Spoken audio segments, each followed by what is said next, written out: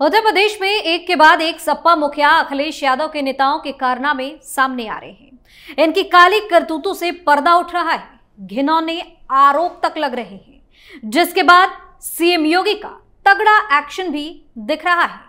हालांकि अपने नेताओं को बचाने के लिए अखिलेश यादव तरह तरह की बयानबाजी करते रहते हैं, सरकार और पुलिस प्रशासन की कार्यशैली पर सवाल तक उठा देते हैं, लेकिन कहते हैं चाहे कुछ भी कर लो, आपको आपके किए का फल जरूर मिलेगा, उसको कोई भी नहीं रोक सकता। सपा के कुछ नेताओं के साथ भी यही हो रहा है। अभी एक का मामला खत्म नहीं होता, तब तक दूसरे पर ऐसा खुलासा होता है कि विपक्ष की बोलती बंद हो जाती है, शर्म से निगाहें झुक जाती है। नमस्कार, आप देख रहे हैं कैपिटल टीवी उत्तर प्रदेश और मैं हूं आपके साथ दिव्या सिंह। इस खास प्रोग्राम पर्दाफाश में आपका स्वागत है। पर्दाफाश में बात होगी सपा विधायक की। सीएम योगी के आदेश पर एक्शन से हंगामा, सपा विधायक जाहिद बेग की बड़ी मुश्किलें, गिरफ्तारी की डर से पत्नी संग हुए फरार, पुलिस ने बेटे और समधी को उठाया। यूपी के भदोही सदर विधायक जाहिद बेग नौकरानी की आत्महत्या मामले में बुरे फंस गए हैं। गिरफ्तारी की डर से फरार चल रहे सपा विधायक के रिश्तेदारों और शुभ चिंतकों पर भी योगी पुलिस की पैनी नजर बनी हुई है। पुलिस ने उनके समधी और बेटे के साले को भदोही और मिर्जापुर से हिरासत में लिया। उधर दूसरे दिन भी विधायक के बेटे जईम बेग के साथ में लेकर दर्जनों स्थानों पर दबिश दी गई, जिसके बाद से इलाके में हलचल तेज हो गई। 2 दिन पहले ही पुलिस ने बेटे को हिरासत में लिया। भदोही श्रम प्रवर्तन अधिकारी जेपी सिंह की तहरीर पर 13 सितंबर की रात भदोही कोतवाली में सपा विधायक जाहिद बेग और उनकी पत्नी सीमा बेग पर केस दर्ज हुआ। उसके बाद अगले दिन 14 सितंबर को एसआई हरिदत्त पांडे की तहरीर पर भारतीय न्याय संहिता की धारा 108 के तहत मुकदमा दर्ज हुआ। गिरफ्तारी के लिए 3 टीमों का गठन भी किया गया। पुलिस टीम ने देर शाम को शहर से विधायक की बेटी के ससुर और बेटे जईम के साले को हिरासत में लिया। दोनों लोगों को कोतवाली मिलाकर पूछताछ की जा रही है। एसपी डॉक्टर मीनाक्षी कात्यायन ने कहा कि मुकदमा राजनीति नहीं बल्कि आपराधिक है। विधायक और उनकी पत्नी की गिरफ्तारी का प्रयास जारी है। परिजनों और रिश्तेदारों से सहयोग के लिए पूछताछ की जा रही है। यूपी के भदोही में सपा सुप्रीमो अखिलेश यादव के करीबी विधायक जाहिद बेग की मुश्किलें बढ़ती जा रही हैं। जाहिद बेग पर नाबालिग नौकरानी से बाल मजदूरी करवाने का मामला श्रम विभाग ने दर्ज करवाया था। अब पुलिस की मानव तस्करी विरोधी इकाई यानी कि AHTU ने आत्महत्या के लिए उकसाने के मामले में FIR दर्ज कराई है। विधायक पर दर्ज इन दोनों मुकदमों के बाद अब उनके ऊपर गिरफ्तारी की तलवार लटकने लगी है। गिरफ्तारी वाली धाराओं में मुकदमा दर्ज होते ही सपा विधायक पत्नी के साथ 9-11 हो गए। कुछ दिन पहले ही सपा विधायक जाहिद बेग के भदोही स्थित आवास के टॉप फ्लोर पर उनके घर में काम करने वाली नाबालिग लड़की ने फांसी लगाकर खुदकुशी कर ली थी।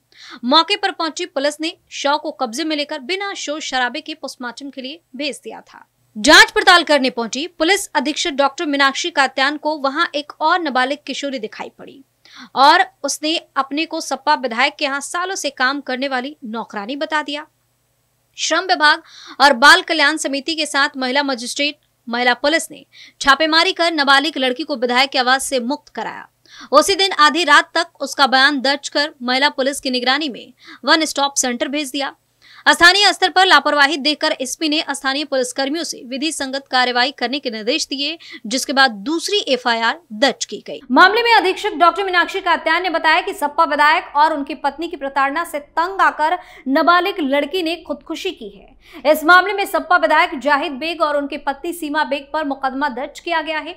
डॉक्टर मीनाक्षी कात्यायन ने बताया कि सपा विधायक जाहिद बेग के यहाँ छापेमारी में ज्वाइंट टीम में AHTU यानी कि एंटी ह्यूमन ट्रैफिकिंग यूनिट मानव तस्करी विरोधी इकाई की टीम भी शामिल थी। AHTU ने ही दूसरा केस दर्ज करवाया है। एसपी ने कहा कि जांच के सभी पहलुओं और तमाम लोगों से पूछताछ के बाद जो तथ्य निकलकर सामने आए हैं, उसमें यह साबित हो रहा है कि लड़की का शोषण किया जा रहा था।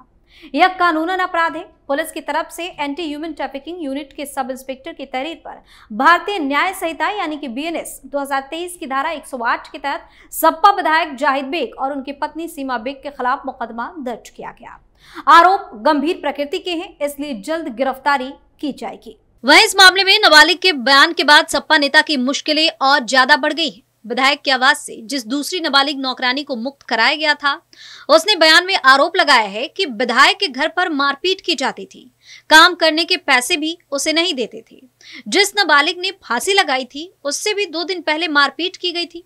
डीएम के निर्देश पर श्रम विभाग, बाल कल्याण समिति, जिला प्रोबेशन विभाग की टीम ने जांच शुरू कर दी। घटना के अगले दिन 9 सितंबर को उनके घर से 17 वर्षीय किशोरी को भी मुक्त कराया गया। वह भी घर में खाना बनाना और साफ सफाई का काम करती थी। उसने जांच टीम को बताया कि नाजिया और वह विधायक के घर पर होने वाले उत्पीड़न से परेशान थी। उन्हें डांटा जाता और पिटाई की जाती। घटना के 2 दिन पहले भी नाजिया को मारा पीटा गया था। नाजिया को 1000 रुपए महीना पगार मिलती थी, लेकिन उसे तो वो भी नहीं मिलता, यानी कि उसे कुछ भी नहीं मिलता। इस कारण दोनों मुंबई भाग जाने की फिराक में थी। पुलिस अधीक्षक डॉक्टर मीनाक्षी कात्यायन ने कहा कि विधायक और उनकी पत्नी को गिरफ्तार किया जाएगा। बच्चों से काम कराना और उन्हें प्रताड़ित करना अपराध है। वह इस मामले को लेकर यूपी के भदोही से खबर सामने आई, जहां समाजवादी पार्टी के नेता यूपी पुलिस पर बड़ा आरोप लगाए हैं। सपा जिलाध्यक्ष ने कहा कि विधायक के अधिवक्ता पुत्र और पासी समाज के लड़के को पुलिस पूछताछ के लिए उठा ले गई है, जो अब लापता है। आशंका है कहीं पुलिस उन दोनों को किसी न किसी मामले में फंसा दे या फिर एनकाउंटर भी कर सकती है। बीते दिनों सपा विधायक के घर में एक नाबालिग नौकरानी की मौत और एक अन्य नाबालिग नौकरानी मजदूरी मामले में विधायक और पत्नी के खिलाफ मुकदमा दर्ज हुआ, जिसके बाद दोनों फरार चल रहे हैं। समाजवादी पार्टी से भदोही जिला अध्यक्ष प्रदीप यादव ने मीडिया से बातचीत करते हुए कहा कि आज हम लोग सपा विधायक के ऊपर दर्ज फर्जी एफआईआर के मामले में पुलिस अधीक्षक डॉक्टर मीनाक्षी कात्यायन से मिलने गए, लेकिन उन्होंने मुलाकात नहीं की और सरकारी सीयूजी नंबर पर फोन किया तो उनके किसी कर्मचारी ने फोन उठाया और कहा कि आपकी जो समस्या है वो हमें अवगत करा दीजिए, हम मैडम या सर को बता देंगे। बावजूद इसके अभी तक मैडम ने बात करना मुनासिब नहीं समझा। सपा नेता को जबरदस्ती फंसाने का आरोप। सपा जिलाध्यक्ष प्रदीप यादव ने कहा कि जाहिद बेग हमारे पार्टी के पुराने नेता हैं और उनके स्वर्गीय पिता भी सांसद रहे हैं। समाजवादी पार्टी के जिलाध्यक्ष रहे, प्रदेश कार्यकारिणी में रहे और अब 2 बार के विधायक हैं, जिन्हें प्रदेश की बीजेपी सरकार लगातार फंसाने में लगी है। विपक्ष उनसे हारने का बदला ले रही है और विधानसभा में वो हमेशा बीजेपी के खिलाफ मुखर रहे हैं। इसलिए हमारे विधायक जाहिद बेग को जबरदस्ती इस मामले में फंसाया जा रहा है, जबकि पीड़ित की तरफ से कोई कंप्लेंट भी नहीं किया गया है। फिर भी पुलिस फर्जी मुकदमा दर्ज कर उनकी गिरफ्तारी में लगी है। अब इनको कौन समझाए कि बिना मुकदमा के कार्रवाई नहीं हो रही है। बकायदा एक और पीड़ित का भी बयान दर्ज किया गया है। लोगों का मानना है कि इनको तो किसी भी मामले पर राजनीति ही करनी होती है। आगे सपा नेता ने कहा कि पुलिस ने 15 तारीख की देर शाम हमारे विधायक के अधिवक्ता बेटे जईम बेग को उठा लिया है, लेकिन 24 घंटे बीत जाने के बाद भी विधायक पुत्र का कोई अता पता नहीं है। वहीं एक अन्य पासी समाज के लड़के को भी पुलिस ने 4 दिन से उठा कर रखा है, वो भी लापता है। स्थानीय पुलिस कह रही है कि हमने उनको पूछताछ के बाद छोड़ दिया है। एसपी, डीआईजी, एडीजी कोई हम लोगों से नहीं मिल रहा और उनके लोगों द्वारा केवल आश्वासन दिया जा रहा है। ऐसे में हम लोगों को आशंका है कि कहीं दोनों लड़कों का पुलिस एनकाउंटर ना कर दे। वहीं इस पूरे मामले में भदोही पुलिस अधीक्षक डॉक्टर मीनाक्षी कात्यायन ने बताया है कि इस मामले में विधायक और उनकी पत्नी को जल्द गिरफ्तार कर लिया जाएगा। वहीं जिस तरह से विधायक और उनकी पत्नी की गिरफ्तारी के लिए पुलिस ताबड़तोड़ छापेमारी कर रही है, उसके बाद इलाके में भगदड़ मची हुई है। कहा जा रहा है कि दोनों पति पत्नी अंडरग्राउंड हो गए हैं। हालांकि ये सीएम योगी की पुलिस है, चाहे अपराधी चोर किसी भी बिल में छिप कर क्यों ना बैठा हो, वो बाहर निकल ही ले जाती है। पर्दाफाश में फिलहाल के लिए इतना ही। बाकी खबरों के लिए आप देखते रहिए कैपिटल टीवी उत्तर प्रदेश। नमस्कार।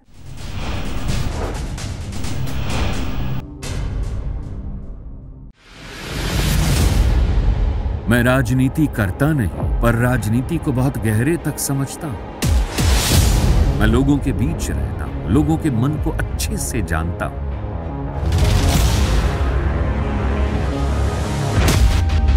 पब्लिक और पॉलिटिक्स की हर नब्ज को खूब पहचानता हूं। संघर्ष की सियासत से सत्ता के सिंहासन तक मैं हर खबर से खरा सच निकालता हूं। ना कोई दौड़, ना कोई race. Capital TV, Uttar Pradesh.